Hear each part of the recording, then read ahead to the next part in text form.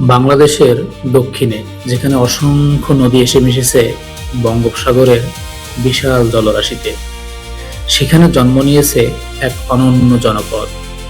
এটি শুধু একটি জেলা নয়, এটি নদী, সমুদ্র, সংগ্রাম এবং সৌন্দর্যের এক জীবন্ত গল্প। হ্যালো ভিউয়ার্স, আমি লিটন, আর আপনারা দেখছেন লিটন ভার্স। 64 জেলার অভিযানে আজ আমরা চলেছি বাংলাদেশের দক্ষিণের এক গুরুত্বপূর্ণ জেলায়। আমাদের যাত্রা শুরু হয় ঢাকা থেকে। রাতের গভীরে লঞ্চ ছেড়ে দেয়।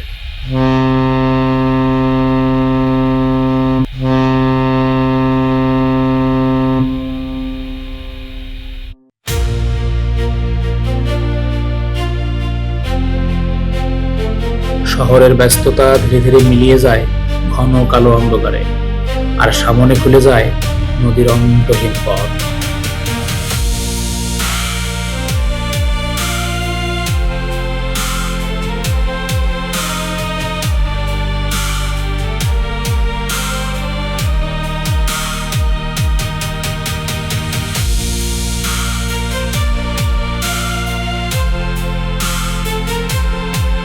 নদীর বুকে ভেসে চলা এই যাত্রা শুধু একটি গন্তব্যে পৌঁছানোর নয়, বরং নিজের দেশকে নতুন করে আবিষ্কার করা।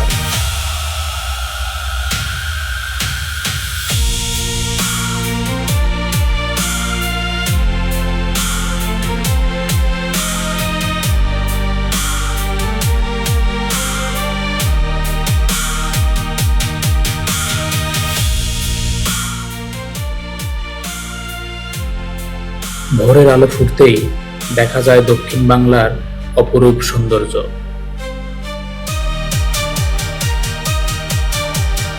নদীর দুই পারে ছোট ছোট জনপদ,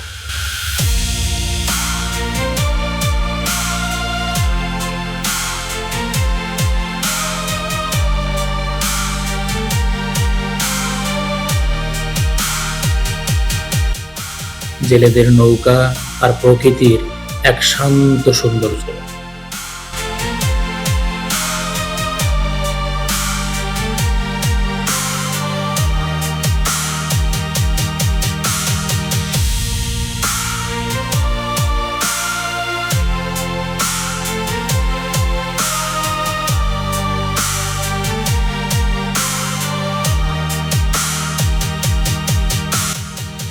শতাব্দীর পর শতাব্দী ধরে এই নদীপথই ছিল দক্ষিণ অঞ্চলের মানুষের প্রধান যোগাযোগ মাধ্যম।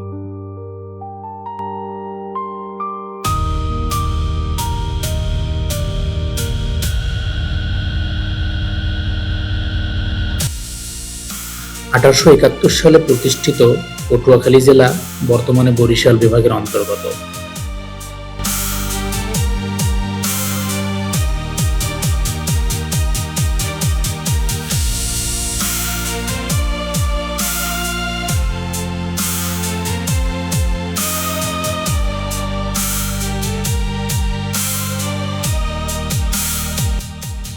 প্রায় ৩,২০০ বর্গ কিলোমিটারের আয়তনের এই জেলা কৃষি, মৎস্য এবং পর্যটনের জন্য বেশ সুপরিচিত।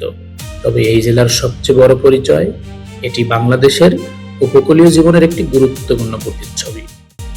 পটুয়াখালীর নাম উচ্চারণ করলেই যে জায়গাটির কথা সবার আগে মনে আসে সেটি হলো কুয়াকাটা।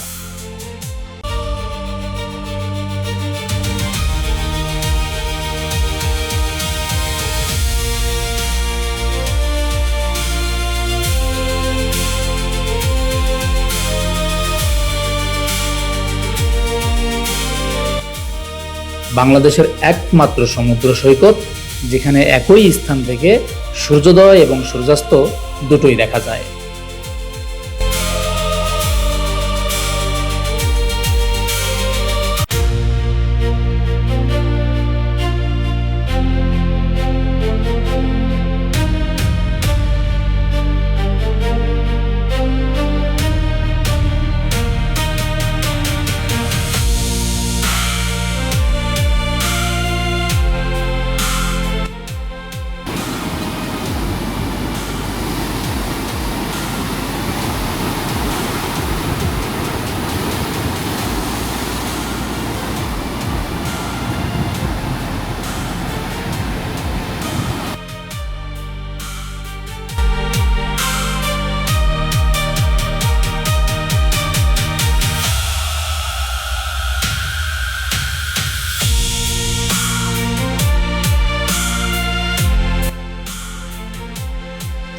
প্রায় 18 কিলোমিটার দীর্ঘ এই সৈকত প্রতিদিন হাজারো পর্যটককে স্বাগত জানায়।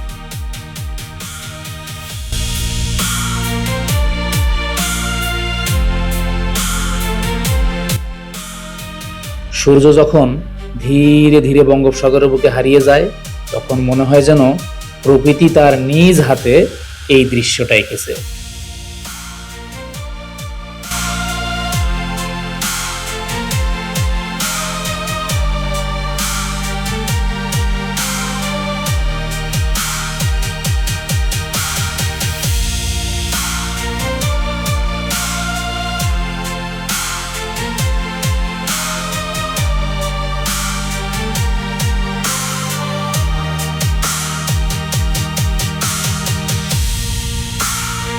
আরেকটি গুরুত্বপূর্ণ নাম পায়রা বন্দর। 2013 সালে প্রতিষ্ঠিত পায়রা বন্দর বাংলাদেশের তৃতীয় সমুদ্র বন্দর। ভবিষ্যতে আন্তর্জাতিক বাণিজ্যের অন্যতম কেন্দ্র হিসেবে এই বন্দর গুরুত্বপূর্ণ ভূমিকা পালন করবে। দক্ষিণাঞ্চলের অর্থনীতিকেও আরও গতিশীল করতে এর অবদান প্রতিনিয়ত বৃদ্ধি পাচ্ছে।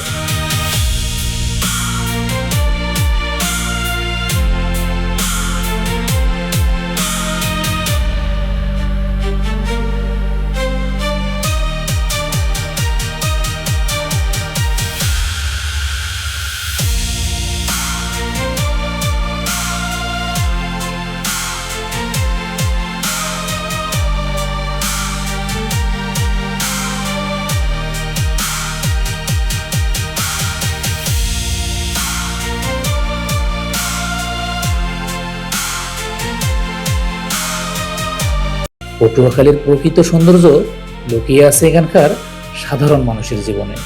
নদীর বুকে জাল ফেলে জীবিকা নির্বাহ করা জেলে, ভোরবেলা মাঠে যাওয়া কৃষক, ছোট্ট চায়ের দোকানে বসে গল্প করা মানুষ, তাদের প্রত্যেকের জীবন এই জেলার ইতিহাসের একটা বিশেষ অংশ। ভ্রমণ আমাদের শুধু নতুন জায়গা দেখায় না, এটি আমাদের মানুষ চিনতে শেখায়।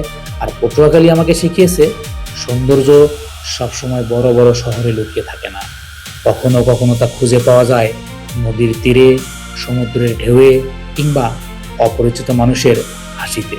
আজকের এই যাত্রায় আমি দেখেছি পটুয়াখালীর ইতিহাস, প্রকৃতি, মানুষ এবং সম্ভাবনার গল্প। কিন্তু এটাই শেষ নয়, কারণ পটুয়াখালীর প্রতিটি পথ, প্রতিটি নদী এবং প্রতিটি মানুষের কাছে এখনো লুকিয়ে আছে অসংখ্য অজানা গল্প। আজকের মতো এখানেই বিদায়, আবার দেখা হবে বাংলাদেশের আরেক প্রান্তে নতুন কোনো গল্প নিয়ে।